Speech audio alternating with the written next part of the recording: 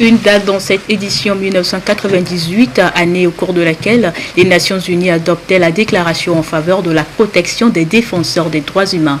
20 ans après, la coalition de ces défenseurs au Togo a procédé au lancement d'une campagne de vulgarisation et de sensibilisation sur cette déclaration.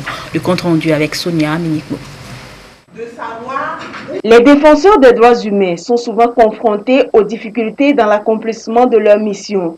Et pour les aider à les résoudre, les Nations Unies ont adopté en 1998 la Déclaration sur la protection des défenseurs des droits humains. 20 ans après, la coalition togolaise des droits humains lance une campagne de vulgarisation sur cette déclaration afin de permettre à tout citoyen togolais de pouvoir s'imprégner de son contenu. La Commission africaine des droits de l'homme a récemment sorti un communiqué dans lequel il faut noter que le défenseur des droits de l'homme est quelqu'un qui est au jour le jour brimé dans ses activités. C'est généralement, on le voit comme un opposant à l'État, ce qui n'est pas le cas, parce que le défenseur des droits de l'homme est là pour tout le monde, il n'est pas là pour une catégorie de personnes.